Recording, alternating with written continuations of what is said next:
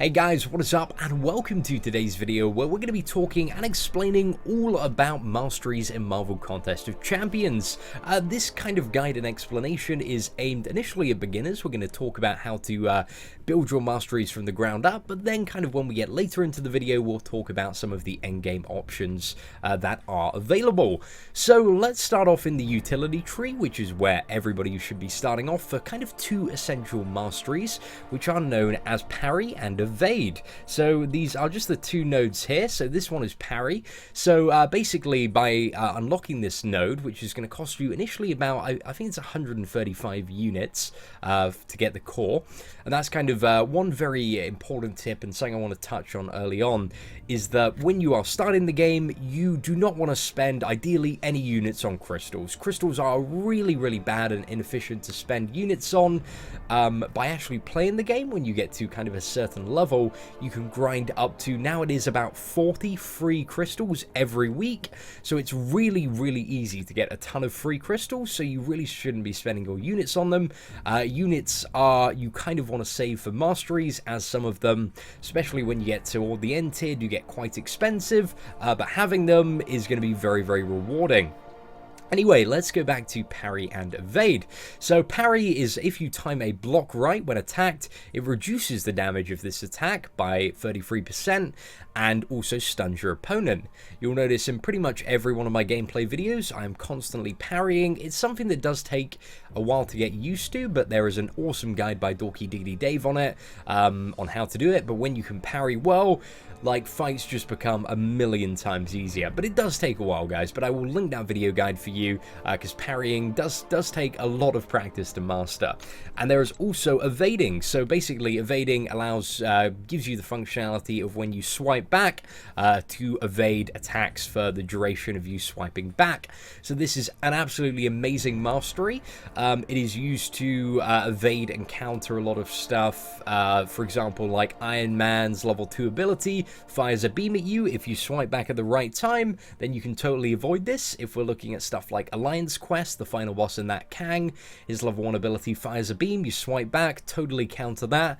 So having evade is useful for so much stuff. It is a really core mastery, yeah, something everybody needs in the game. So let's look at some of the supporting nodes as well. So these are the points that I have. So it's very important that you get parry 3 out of 3 as quickly as possible, because that's going to make the stun last longer, and you also take less damage, which when you are kind of new to parrying, you want the stun to last as long as possible, so you know you can react and get in and do your combo. Also, Stupefy is a really good node to initially invest points in, because it makes your parry stun and all your stuns last 0.5 seconds longer, which is good. A bit of, not really an essential for the start, but one thing that's good to have when you do have that excess of points is Petrify. So when your champions inflict stun, they also reduce enemy health and power gain by up to 30% for the duration of the stun. If you look at some of my gameplay videos, pretty much like 3 out of 5 of every hit, the opponent is stunned. So this is almost a kind of solid 30% reduction on the power gain, which means that you need to play around less level 2 and level 3 abilities, which kind of makes combat easier and a lot quicker. So yeah, that's pretty much it for the utility tree for stuff that is good. There are some XP and gold gain ones, but to be honest, I think they're kind of a little bit of a waste when there is so much of a need for your points in what is it? Nodes that enhance your actual combat ability, unless maybe you're level 60 and have done events that gain additional mastery points. So to give you guys a bit of a perspective on that as well, there isn't really too much of a cap to mastery points. So you reach max level, you get 1 per level, but there are also additional quests in the game which give you more mastery points that kind of crop up now and again. So that's kind of interesting to bear in mind. There isn't really one set build. Like for example, Exploring Act 4 is going to give you like 4 additional mastery points. So yeah, there's a few things you can do to get even more points. But once you get past level 50, the levels get really long. So yeah, it is a little bit of a pain.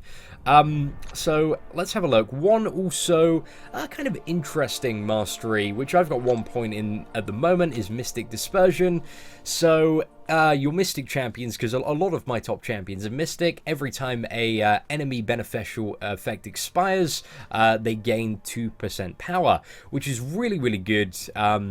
At the moment in Alliance Quest when you're fighting a boss like Groot. So Groot gains like 15 buffs and then they all kind of expire, which means power floods to your magic, and then you can use the level 3 ability to kill her. That's going a bit in depth and advanced, but you know, that is a node to kind of bear in mind that does exist. So let's move on to the core. So as a new player, once you've got your parry and evade and your stun duration all sorted and you're playing, you know, quite a bit better, you want to look at increasing your damage output, which is where you want to look at the offensive tree. Now, there are two nodes that you really want to lunge for and try and get as quickly as possible, and this is precision, which is the one just up the top, and also cruelty. So precision gives you 10% increased crit chance, which is crazy. I believe the base crit is somewhere between 10 and 15%. So having this mastery doubles your chance as a new player to get a critical hit, which is crazy awesome. And then cruelty is going to increase that damage by an additional 50%. So not only are you critting more and dealing more, you're dealing more damage when you crit, which is really, really going to speed up fights. A lot of the nodes on the way are stepping stones and really don't give you that much for the points that you invest. So for, you know, pretty much all of them, I've only got 1 point in them. I actually probably need to look at removing that 1 point in courage, because that isn't really too beneficial to me. So yeah, I do need to reset my masteries, and I probably will do that and remove that point as soon as the change comes through in the next couple of days, which is going to make it a lot cheaper to redo your masteries. So going over to the right a bit, nodes that I have points in: Glass Cannon. I think Glass Cannon is really good once you get good at playing the game. So it increases the attack of all your champions by 7.2%, but reduces their maximum health by also 7.2%. So this is good for damage output, makes fights go a lot quicker, but obviously does make you a little bit more flimsy. Don't really have too much of a problem with it though, works well, so yeah, I certainly can't complain. And this one I believe gives your PI of your champions a really, really big boost. So PI is, let's have a look. Just to give you guys an example for the newer players, PI is like when you look at Iron Fist, my one is 4082. That is the PI level of that champion. Kind of investing points in masteries, and depending on your mastery setup, they can greatly increase the PI of the champion. So while it might not always increase the strength of the champion, some nodes just give an increased PI, which is good for when you're like grinding arena. Gives you a little bit more points. So yeah, ain't all bad, ain't all bad. And then we look at the masteries.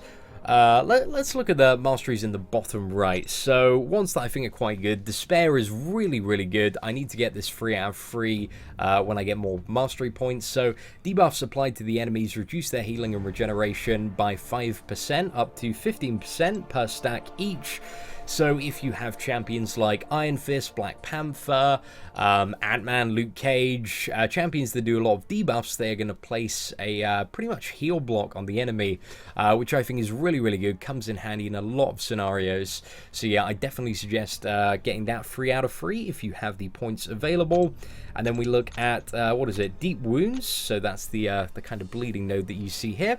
So bleed champions, their bleed lasts 0.5 seconds longer, and if they have more health points than their target, their bleed instantly strikes down an additional percentage of max health. So that is really, really good, especially when you're using champions like Deadpool, Black Panther, Moon Knight. There are tons of champions in the game with bleed, and this kind of just adds a little bit more to them. Agent Venom and Rocket Raccoon are 2 champions that really benefit off the increased bleed duration. So yeah, that's a good champion, a good node to kind of pimp out your bleed champions a bit more, and make, you know, kind of arena grinding go a little bit faster. Now, let's finally move on to defense. There are one thing, actually, while we're in the offensive tree that I will quickly talk about is the suicide masteries. So you've got stuff like recoil, liquid courage, and double edge. So these masteries all increase your attack and damage by a load, but every time you use abilities, on recoil, your specials, it's going to deal damage back to you, and with liquid courage and what is it, double edge. They're going to place dots on you, which deal damage to your champion. I think these are really, really bad in the current state of the game at the moment, especially with the introduction of Despair. Makes your champions in Alliance War very, very vulnerable, and also means you can't clear certain lanes in Alliance quests, like the lanes with heal block. So yeah, guys, I definitely wouldn't suggest them unless you are in the 0.1% of top players that are racing in a certain event to, you know, clear it the fastest to get the legend title. That's the only scenario where I think, you know, they might be useful, but apart from that, they're pretty garbage. And then we've also got Assassination, which is okay. I mean, if you have like a great excess amount of points, when you're fighting enemies below 18% health, you deal more damage and also reduce the likelihood of the enemies that you're fighting actually proccing stuff, and increases the procs on your stuff. However, this is a really, really expensive mastery to have, so only if you're at that top tier I'd bother with it. And then Unfazed is pretty garbage. It is not reliable at all. So this basically means gives you a percentage chance when an enemy evades to give your character unstoppable. But yeah, it never maxes out to 100%. The highest it goes is 55%, so it's not really reliable. I wouldn't bother with it, and it is ridiculously expensive. It's like 6,000 to 8,000 units to fully max out. So yeah, pretty ridiculous. I wouldn't bother with it. And then finally we move into the defensive tree. A fairly standard setup here. You can just copy. I'm just trying to think if there's anything too interesting. So there's just like a bit of like block proficiency gain. One thing that is a bit debatable is this mastery here called Salve. So basically for the first 60 seconds of your fight, your champions recover 4 health twice per second for 60 seconds, and this is increased by the mastery recovery to up to like, 10 health per second. I think, personally, this is actually quite a good mastery. However, some people do disagree. I think this is good because there are a lot of scenarios, like in Alliance Quest and Alliance War, where you're playing with certain champions that do need a bit of additional regen to self-sustain, and that is kind of like 100, well, it's about 1k health for the first 60 seconds of the fight. So yeah, that's kind of like 2 or 3 maybe like lowest tier potions, which I burned through a lot of those. I think it's useful, to be honest, like especially if you're a new player and you're doing the 2-star arena quite a bit, it is going to be a godsend. So I'd suggest investing points in that. I really like the mastery, some people don't. And then apart from that, guys, we just have standard points in these nodes. You can kind of copy the setup here. And block proficiency, really good to have 4 out of 4. Only 2 out of 5 in stand your ground. So this one isn't really for so much for the actual mastery itself, it's more for the PI increase that comes with it. And then finally, I only have 1 point in Willpower. So Willpower means whenever your champion suffers a detrimental effect, they regenerate a certain percent of their health. So it's 0.5% at 1 point, but then it goes up to 0.7% at 3 points. So there isn't really that much gain for investing 2 more points in it, which is only why I feel it is beneficial to have 1 point in it.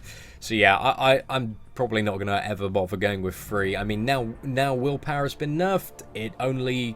To me, it only makes sense to have 1 point in it. But maybe if you did have like a really large excess of points, then it might be a good option. You've also got the other more defensive stuff, like champions suffer less damage from bleed. Maybe if you are some sort of insane Alliance War defender guy, then these masteries might be okay for you, but I think, to be honest, you mostly want to build your build around being a really good offensive player at the moment, and I feel like that's what most builds need to take on the more difficult challenges of the game. So, ladies and gentlemen, I will have a link, hopefully, to my mastery setup below, along with also Ronan Noop's Guide to Masteries. So if you do want to read a little bit more in depth on the masteries, you can check out that guide. If you do have any questions about masteries or comments, feel free to leave them in the comments below, and I'll do my best to kind of get around to you guys and answer your questions.